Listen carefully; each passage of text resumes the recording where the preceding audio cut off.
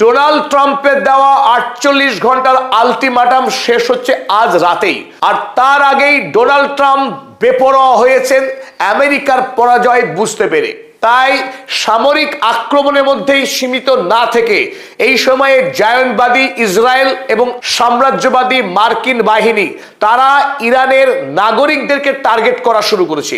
গত রাতে ধারাবাহিকভাবে তেহরান এবং কোম শহরের দুটি গুরুত্বপূর্ণ রেসিডেন্সিয়াল এলাকায় রাতে বোমাবাজি করে ব্যাপক ক্ষয়ক্ষতি করেছে। অন্যদিকে ইরানের গুরুত্বপূর্ণ বিশ্ববিদ্যালয় শরীফ ইউনিভার্সিটি অফ টেকনোলজি, সেখানেও 2025 সালের পর পুনরায় আরো একবার মারাত্মক বোমাবাজি করলো। লক্ষ্য ছিল একটাই, এই গুরুত্বপূর্ণ বিশ্ববিদ্যালয়ের কিছু গুরুত্বপূর্ণ নিউক্লিয়ার সায়েন্টিস্ট এবং মেধাবী ছাত্রকে টার্গেট কিলিং করা।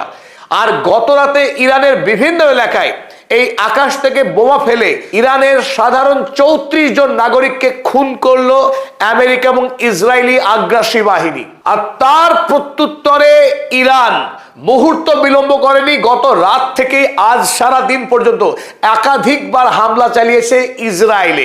ইসরায়েলের হাইফা এবং তেল আবিব শহরে ইতিমধ্যেই 25টি ব্যালিস্টিক মিসাইল ছোড়া হয়েছে এবং এবার এই প্রথম ইরান পুরনো সমস্ত ঐতিহ্য ভুলে গিয়ে প্রথমবারের মতো ইসরায়েলের হাইফা এবং তেল আবিবের রেসিডেন্সিয়াল এলাকায় ব্যালিস্টিক মিসাইল ছোড়ে। তাতে ইতিমধ্যেই ইসরায়েলে বেশ কিছু মৃত্যুর খবর আসতে শুরু করেছে। চলুন আমরা দেখে নিই ইরান এবং ইসরায়েলের কোথায় কোথায় ঠিক কতটা ক্ষয়ক্ষতি হয়েছে। শুরুতেই আমি স্বাগত জানাচ্ছি অধ্যাপক আব্দুল হালিম। ইরানের গুরুত্বপূর্ণ সংবাদপত্র ওয়ানা তারা লিখেছে, Sharif university sustains damage following US Israeli attack. Sharif বিশ্ববিদ্যালয়ে রাতে যে আক্রমণ করেছে আমেরিকা এবং ইসরায়েল, সে কথা ইরানের পক্ষে স্বীকার করা হয়েছে। এই খবরে আমেরিকাতে ইতিমধ্যে ব্যাপকভাবে সামাজিক প্রতিবাদ শুরু হয়েছে। সাধারণ নাগরিক তারা যেভাবে সোশ্যাল মিডিয়াতে প্রতিবাদে সোচ্চার হয়েছে, ঠিক একইভাবে ডেমোক্র্যাট দলের অন্যতম একজন সদস্য ইয়াসমিন আনসারি, যিনি ইরানি বংশোদ্ভূত মার্কিন রাজনীতিবিদ, তিনি গুরুত্বপূর্ণ একটি টুইট করেছেন। সেই টুইটে তিনি লিখেছেন, Sharif university is Iran's MIT. Sharif university হলো আমেরিকার এমআইটি যেমন গুরুত্বপূর্ণ, ঠিক ততটাই গুরুত্বপূর্ণ ইরানের জন্য। কারণ এই বিশ্ববিদ্যালয় থেকে অতীতকাল থেকে আজ পর্যন্ত ধারাবাহিক অসংখ্য জ্ঞানী গুণী বিজ্ঞানীর জন্ম দিয়েছে। সেই বিজ্ঞানীরা কেবল ইরানের উন্নতির জন্যই কাজ করেনি, এমন অনেক বিজ্ঞানী যারা আমেরিকার সিলিকন ভ্যালিকেও সমৃদ্ধ করেছে। চলুন আমরা পড়ে নিই তিনি কি লিখেছেন। তিনি আরো জানিয়েছেন, they have produced huge number of engineers who have gone onto Silicon Valley and founded some of the most successful American tech companies. এই ইরানি ইঞ্জিনিয়ারদের একটা অংশ পরবর্তীকালে আমেরিকায় তারা সিলিকন ভ্যালিতে চাকরি নিয়ে একাধিক সফল মার্কিন কোম্পানিকে তারা প্রতিষ্ঠা করেছেন। সুতরাং শুধু ইরান নয়, এই শরীফ ইউনিভার্সিটি অফ টেকনোলজি ওয়ার্ল্ড সায়েন্সের ক্ষেত্রে গুরুত্বপূর্ণ ভূমিকা পালন করেছে। আমেরিকা এবং ইসরায়েল তারা বাছাই করে ইরানি বিজ্ঞানীদের খুন করার টার্গেট নিয়েছে। লক্ষ্য একটাই, যাতে ইরান আগামী দিনে আমেরিকা বা ইসরায়েলের বিরুদ্ধে মাথা উঁচু করে দাঁড়াতে না পারে। কারণ ইরানের 1 নম্বর শক্তি তাদের মেধা, তাদের বিজ্ঞান। সেই বিজ্ঞানকেই আরো একবার কাপুরুষের মতো টার্গেট করলো আমেরিকা এবং ইসরায়েলি এই দানব বাহিনী। তবে আসার কথা এই, গত রাতে যে বোম্বিং করেছে ইসরায়েল এবং আমেরিকা, তাতে শরীফ বিশ্ববিদ্যালয়ের মধ্যে অবস্থিত মসজিদে এই বোমা নিক্ষেপ করে তারা ভুল করে। ফলে গোটা মসজিদ ভস্মীভূত হলেও সেখানে কোনো প্রাণহানির খবর পাওয়া যায়নি। ইরান সরকার জানিয়েছে এই বিশ্ববিদ্যালয়ের যারা বিজ্ঞানী অধ্যাপক তাদেরকে সুরক্ষিত জায়গায় রাখা হয়েছে, ফলে তাদের প্রাণহানির সম্ভাবনা নিতান্তই কম। ছবিতে যে আপনারা ভগ্নস্তূপ দেখছেন, একজন বয়স্ক ইরানি ভদ্রলোক তিনি ইঙ্গিত করছেন সেই ধ্বংসের দিকে। পুরো বিল্ডিং কোলাপস হয়েছে, ভেঙে যাওয়ার পর ছড়িয়ে রয়েছে তার ইট কাঠ পাথর। নিচে যে ভগ্নাংশ দেখছেন আপনার একটি বড় বিল্ডিং, সেই বিল্ডিং এ ব্যাপক ক্ষয়ক্ষতি হয়েছে তেহরান শহরের। এই দুটি বিল্ডিং মিলে, কোম এবং তেহরান শহর মিলিয়ে মৃত্যুর সংখ্যা কি দাঁড়িয়েছে 18। ইসরায়েল একটি সংবাদপত্র ইয়েনি শাফাক তারা দাবি করেছে, US Israeli strike kills at least 5 in the residential building in Iran's কোম।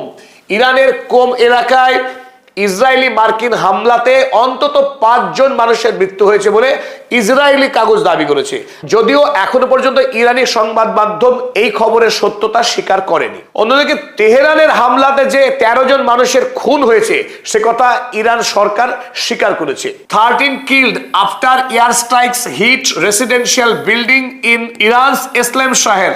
দক্ষিণ তেহরান একটা আবাস এলাকা, সেই আবাস এলাকায় হামলা হওয়ার ফলে 13 জন মানুষ প্রাণ হারিয়েছে। ইরানের আইআরজিসি যে কোনো খারাপ পরিস্থিতির মোকাবেলা করতে সম্পূর্ণ প্রস্তুত রয়েছে।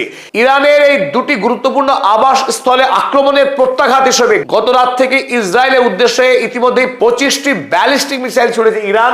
আপনারা ছবিতে হাইফার একটি রেসিডেন্সিয়াল কমপ্লেক্স, সেখানে ধ্বংস হওয়ার পর বিস্তীর্ণ অঞ্চলে ক্ষয়ক্ষতির ছবি আপনারা দেখছেন।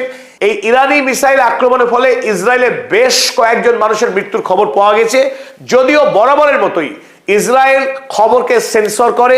কতজন মানুষ মারা গিয়েছে তার সঠিক খবর পাওয়া অত্যন্ত কঠিন। তবে টাইমস অফ ইসরায়েল আজকের সকাল নাগাদ এই খবর জানিয়েছিল। পরবর্তীকালে আরো আপডেট যখন হাতে এসছে তখন তারা জানিয়েছে 6 জন মানুষ মারা গিয়েছেন এই হামলাতে এবং 10 জন ক্রিটিক্যালি ইনজার্ড। 10 জনের অবস্থা আশঙ্কাজনক।